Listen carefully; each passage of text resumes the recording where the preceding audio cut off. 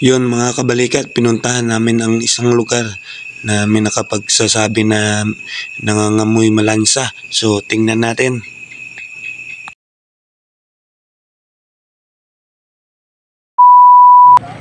Yun mga kabalikat, good afternoon. So after lunch natin nagsimula na naman yung rescue operation natin. Kung nakita nyo, yan na, nasa gitna na ng ilog na naman.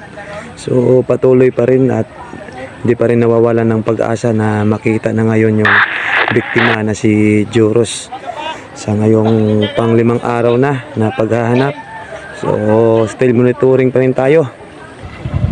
Yan, kahit grabe yung init mga kabalikat, grabe pa rin yung taong na nakaabang. 151. Kung nakikita nyo mga kabalikat, parang nakalinya sila. Yung purpose niyan, baka mano nila yung katawan ng biktima. Yan na lang kasi dito sa gilid na ano na yan, pinabalik-balikan ng mga divers pero wala. Yung tao pa rin punong-puno. So diretso na sila papunta sa ibaba. Manabaw gon, pwede gon. So ayan mga kabalikat, tuloy-tuloy na sila doon sa pinakatulay o may irigasyon kasi doon, medyo bumabaw na yung tubig, ano na sila, pwede na nilang sisirin, pero tayo dito lang tayo susunod at magmumonitor sa kanila.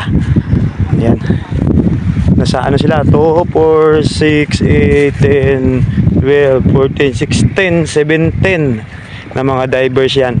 So diretso na sila doon. Kasi pag dito yung katawan ng biktima sa taas, kanina pa dapat nakita kasi bumaba na yung tubig. Pero wala. So pupunta na naman doon.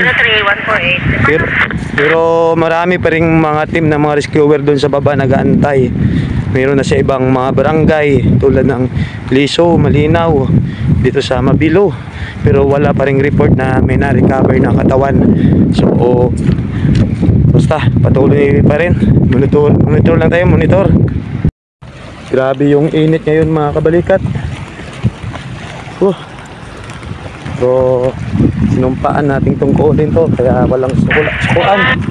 148. Init lang to.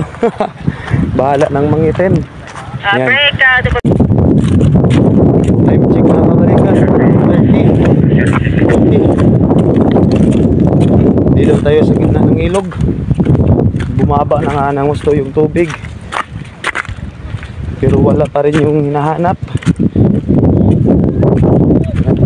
Sana makita na yung biktima na si Joros para pahinga na rin yung lahat. Lalo na yung mga kapamilya niya, lalo na yung parents niya. Kwento nga sa akin kanina, 5 days nang walang tulog, hindi rin makakain. So sana maano na, makita na, kahit katawan lang naman. Yan. Marami ng tao ngayon dito kahit napakainit, nagsasakripisyo pa rin yung mga gustong tumulong.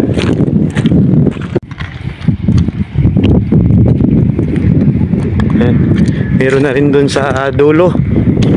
Yan. So pupuntahan natin yun.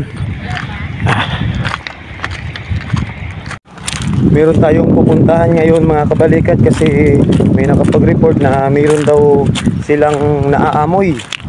So pupuntahan natin. Pero ganun pa rin, habang pupunta tayo, monitor pa rin tayo sa ilog.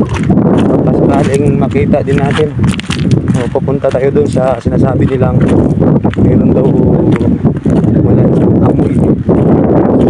Baka siya na yun o di pa natin 100%, o baka mga hayop lang kasi yung Aklan River na to open. So yan, pupuntahan muna natin. Kita na lang tayo doon mga idol kasi save battery tayo, palubat na. Yan, hindi din tayo makapag-charge. Nandito na tayo mga kabalikat. Ito pala yung sinasabi nilang maraming jackstone at saka maraming basura kasi yung nangyari yung aksidente ng pagkalunod, bumaha paggabi. baka sakali sumiksik dito yung katawan sa mga jackstone na yan mga kabalikat, kaya mayroon ding naghanap. Yan. So monitor na lang tayo, tingnan natin kung may makita sila. Yan mga kabalikat, sabi ng isang swimmer, may malaking kuweba daw sa gitna ng mga jackstone na yan at basura. So kailangan nila ng lubid para mapasok. Sana nandito na yung hinahanap, kaya abangan natin, abangan. Yan. Mga bata yan mga idol, pero nakikita mo talaga na sanay sa languyan, sa sisiran.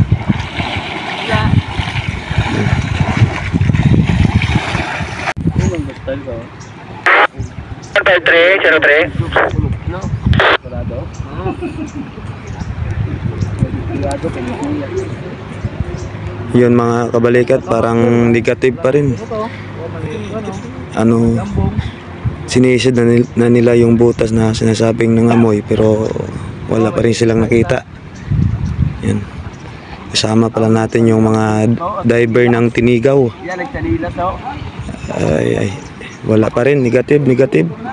Yun mga kabalikat, dito kami ulit sa spot kung saan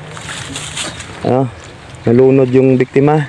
Kasi kaninang umaga nandun lahat sumisid, mga divers, may nakapagturo na mayroon daw ditong butas. So ito na lang yung pag-asa, sana nandito na.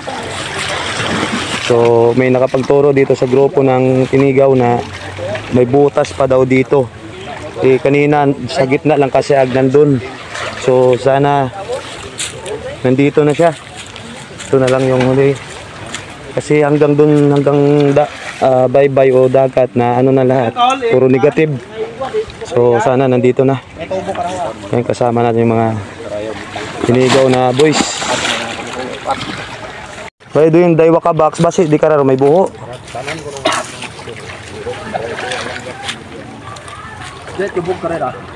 Daywa ka tigbaw, hara daywang puno tigbaw. Basi di kara suron. So sana nandito na yung hinahanap natin mga kabalikat. Full force.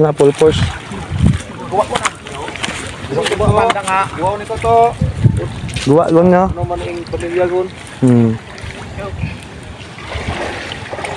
Maka huway man do pamilya.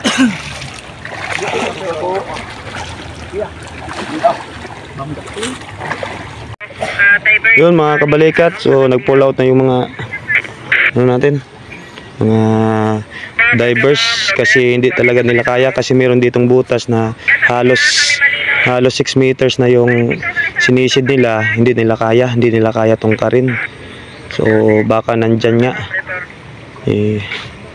depende na lang sa mga kung ano yung plano, kasi meron talaga ditong malaking butas na napakalalim, hindi kaya tungkarin mga kabalikat. Baka nandito siya.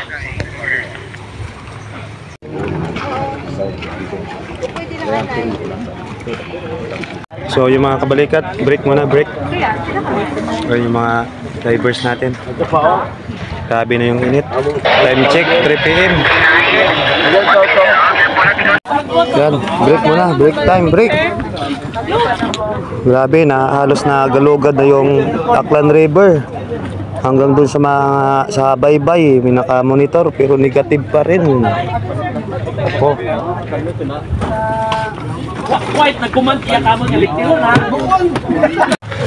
Kabalikat, sandwich and tubig. Yan. Kasama si 207. So grabe yung init. Break muna tapos operate ulit. So lubat na yung cellphone natin.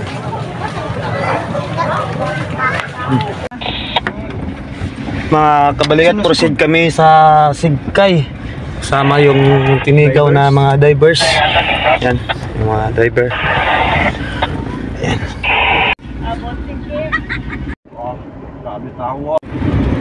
Standby ta sa tayo, no? Yan mga kabalikat, nandito na kami sa Sigkay.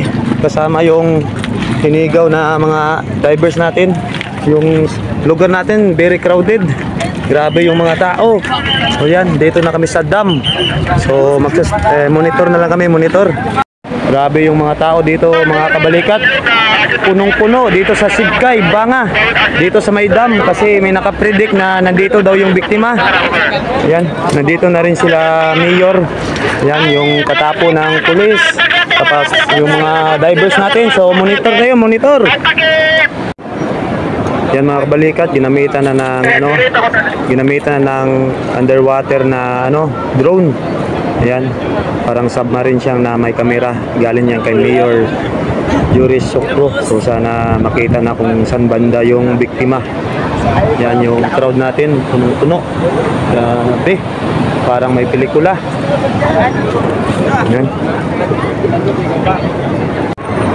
Yan mga kabalikat, nakikita natin yung mother at father ng biktima. Sinasakay sila ng rubber boat para makapunta dun sa kasi may nakapredict na nandito lang yung biktima. So sana makita na.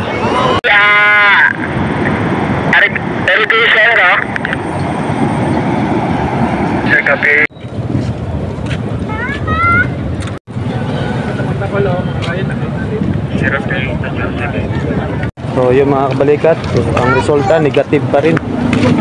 So pa-pull out na kami dito sa irrigation na to. Pull out na kami dito sa Barangay Sigkay. Negative pa rin, negative na rin yung rubber boat natin mga kabalikat. So, negative. Bad news, wala pa rin. Hindi pa rin nakita yung biktima. Daming nag-aabang. Yan mga kabalikat, time check, oras na 6:17. So pull out na kami dito sa pulo. Yan, madilim na pero negative pa rin. So Kieron duty, nasa na? Baka bukas na naman. Pang 7 days na bukas na retrieval operation. So thank you mga kabalikat.